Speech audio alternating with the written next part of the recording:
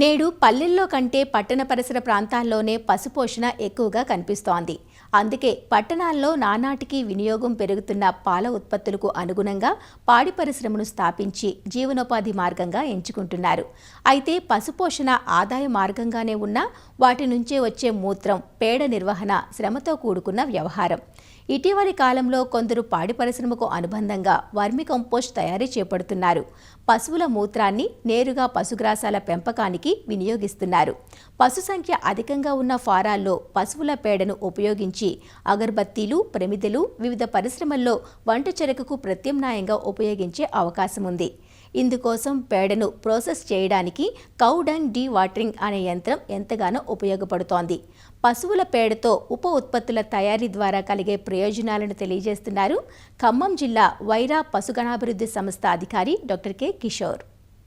పట్టణాలలో పాడి పరిశ్రమలను అంటే 10-15 గేదెలు, 20 గేదెలు లేదా ఆవులు తో పరిశ్రమ ఏర్పాటు చేసుకొని వాటిని జీవనోపాధిగా ఎన్నుకొని ఎక్కువ పట్టణాలు ఈ విధంగా జీవనోపాధిని కలిగించుకుంటూ వెళ్ళటం మనం చూస్తూనే ఉన్నాము.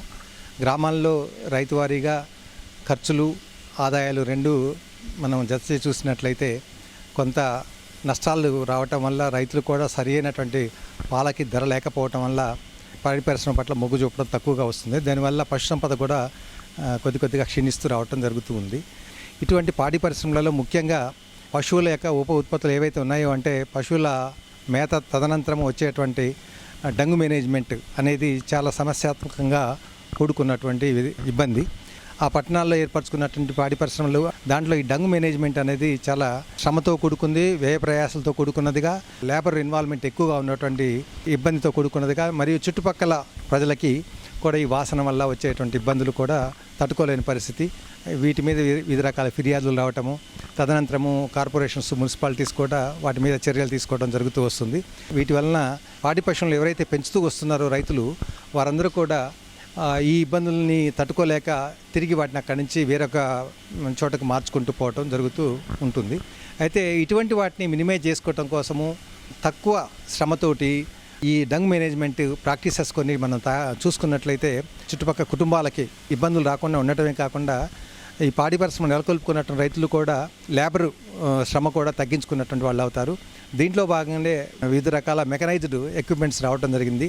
దీంట్లో భాగంగా డంగు కేక్స్ తయారు చేయటము, డంగుకు సంబంధించినటువంటి రకరకాల ఉపయోగపడేటువంటి మౌల్డ్స్ తోటి ఆ పదార్థాలను తయారు చేయటము, కౌ యూరిన్ కానీ బఫెలో యూరిన్ కానీ వాటిని ఒక ప్రాసెస్ చేసి సేంద్రియ ఎరువుగా మార్చి బాటిలింగ్ చేయటము, ఇట్లాంటి రకరకాల ఎక్విప్మెంట్స్ని కూడా ప్రస్తుతం మనం అందుబాటులోకి తీసుకురావడం జరిగింది. ఫైర్వుడ్ పర్పస్లో అంటే ఫైర్ ఎక్కడెక్కడ ఏ ఇండస్ట్రీస్లో అవసరమవుతుందో అటువంటి చోట్ల ఈ డంగ్ కేక్స్ని వాడటం కోసం అవసరమైనటువంటి డంగ్ కేక్స్ని వాటిని నిల్వ ఉంచే విధానము, వాటిని ప్యాకింగు, వాటిని తిరిగి ట్రాన్స్పోర్టేషన్లో ఎలా తీసుకెళ్ళాలి ఏంటి, ఇటువంటివన్నీ కూడా మనం మినిమైజ్ చేసుకొని తక్కువ ఖర్చుతోటి ఎక్కువ ఫైర్ ప్రొడ్యూస్ అయ్యేటట్లు వీటిని బాగా పరిగణలోకి తీసుకొని కొంచెం మొత్తంలో ఆదాయాన్ని సమకూర్చుకున్న వాళ్ళు అవుతారు.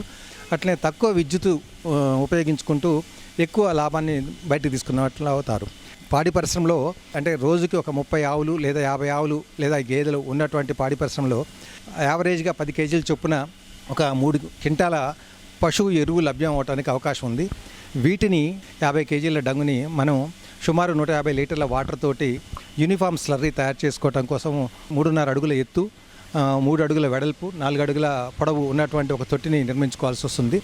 దీంట్లో ఒక 1/2 HP లేదా 2 HP వరకు ఉన్నటువంటి మోటార్ సామర్థ్యం కలిగినటువంటి మోటార్ తోటి వాటిని ఒక పావు గంట పాటు మిక్సింగ్ చేసినట్టయితే స్లడ్జ్గా ఉన్నటువంటి దాన్ని లోయర్ లేయర్గా ఉంచేసుకొని అప్పర్ లేయర్ని సగ్రిగేట్ చేసుకొని దాన్ని మళ్ళీ వేరొక పంపు ద్వారా న్యూమాటిక్ పంపులోకి మనం పంపించినట్లయితే అక్కడ హై ప్రెజర్ వాడటం వల్ల వాటరు దాంట్లో ఉన్నటువంటి తేమని మనం సెగ్రిగేట్ చేసిన వాళ్ళం అవుతాము.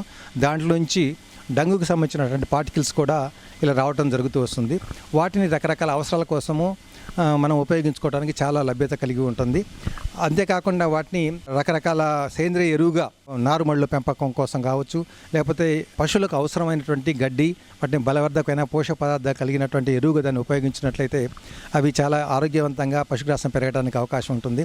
అట్లే పెద్ద మొత్తంలో టెర్రసింగ్ చేసినటువంటి గార్డెనింగ్లో కూడా వీటిని ప్యాకెట్ల రూపంలో తీసుకెళ్ళి సుమారుగా 1 కేజీ వచ్చేసి 10 రూపాయలు లేదా 15 రూపాయల చొప్పున ఈ టెర్రస్ గార్డెనింగ్లో పూల మొక్కలకి వీటికి దీన్ని వాడటానికి ఎక్కువ మంది మొగ్గు చూపుతూ పట్టణవాసులు దీన్ని తీసుకెళ్ళడానికి అవకాశాలు ఏర్పడతాయి. శుద్ధమైనటువంటిది మరియు స్వచ్ఛమైనటువంటిది. కొంత ఎండబెట్టినట్టయితే వాసన కూడా రావడానికి అవకాశం తక్కువగా ఉంటుంది. వాడినా కూడా ఎటువంటి ఇన్ఫెక్షన్స్ రాకుండా ఉండటానికి అవకాశం ఉంటుంది. దీంతోపాటు మనకి ముఖ్యంగా ఉపయోగపడే విషయం ఏంటంటే, ఈ పాడి పరిశ్రమల దగ్గర మనం ఇటువంటి డంగుని మనం తీసుకెళ్లి కుప్పలుగా లేదా తోటలలో పోసి వర్షాకాలంలో నీరు చేరి వివిధ రకాలైనటువంటి కీటకాలు అక్కడ గుడ్లు పెట్టడం, వాటి ద్వారా వివిధ రకాలైన parasitic, viral diseases, bacterial diseases పశువులకు రావడం, మనుషులు రావడానికి ఎక్కువ అవకాశాలు ఉంది. ఇది పూర్తిగా ఎకో ఫ్రెండ్లీ, ఎన్విరాన్మెంటల్ ఫ్రెండ్లీ, మనం వేస్ట్ పదార్థాలని ఉపయోగంలోకి తీసుకురావడానికి అత్యధికంగా ఉపయోగపడేటువంటి పరికరంగా దీన్ని మనం భావించవచ్చు.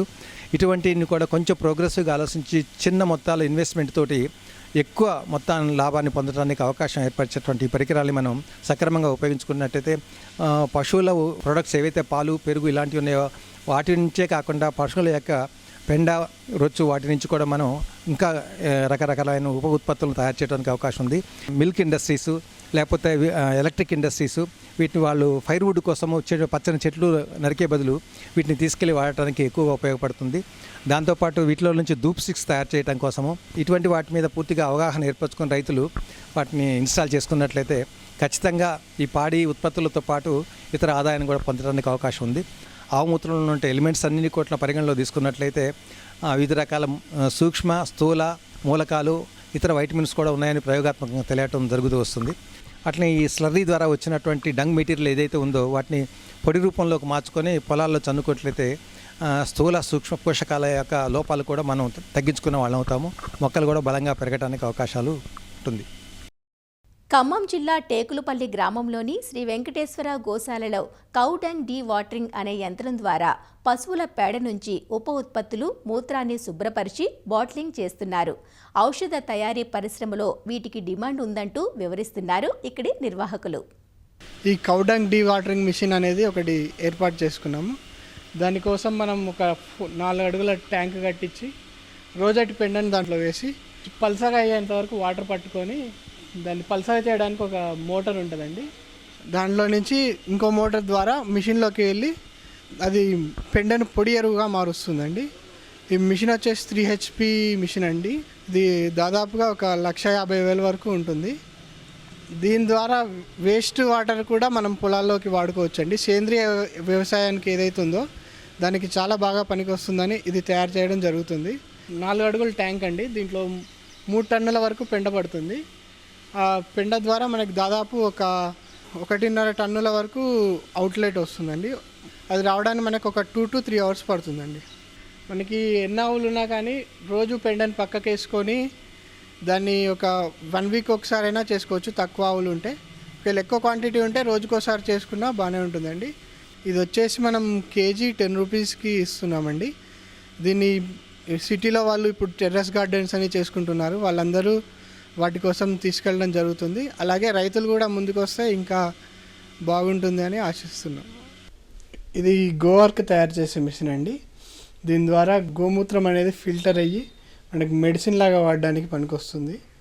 దీంట్లో వచ్చేసి మనం ఒక 20 లీటర్స్ గోమూత్రాన్ని పొద్దున్నే ఉదయం తెల్లారుజామున పట్టేసి దీంట్లో 20 లీటర్స్ వరకు పోస్తామండి. మనకు ఒక 10 లీటర్స్ వరకు అవుట్పుట్ వస్తుంది. ఫిల్టర్ చేసిన గోమూత్రం తాగడం ద్వారా క్యాన్సర్ కానీ, బీపీ, షుగర్ లాంటి రోగాలు కూడా చాలా మటుకు తగ్గుతున్నాయని తీసుకెళ్ళిన వారు చెప్తున్నారు.